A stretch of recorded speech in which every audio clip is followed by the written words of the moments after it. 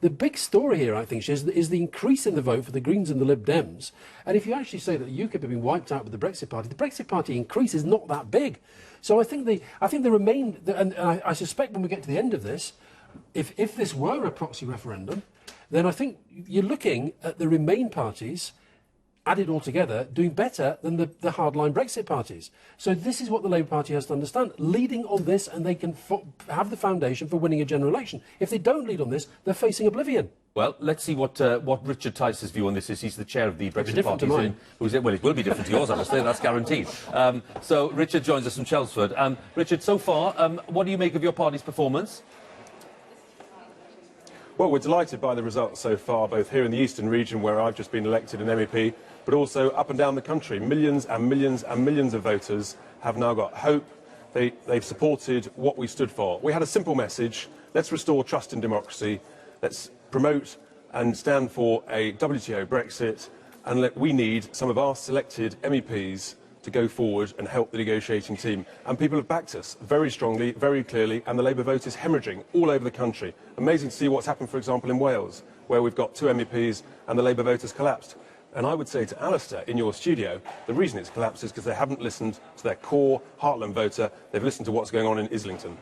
Well, I'll ask Alastair to answer that in a second, but I'm intrigued by the thought that this election, you say, has offered hope to people, because I'm wondering, how does that happen? How does the Brexit negotiating process, which we've seen very clearly from the European Union's point of view, they've been, at least you can say, they've been consistent in the way they've applied their principles. How does that change because of the fact that you've got some Brexit Party MEPs?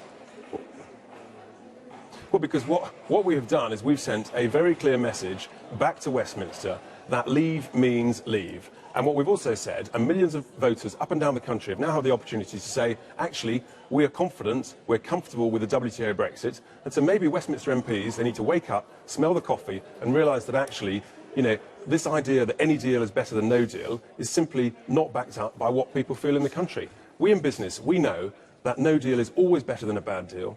Theresa May's worst deal in history was quite rightly rejected 3 times. You know, now let's actually full steam ahead, prepare for leaving no later than the 31st of October on a WTO Brexit. That provides the maximum negotiating leverage going forwards. It provides the opportunity, and you can see clearly from tonight, actually, people in this country, they have confidence in our abilities, our great nation, and they want to move forwards. They want it done. They want some certainty, and we will grow, and we can grow even faster.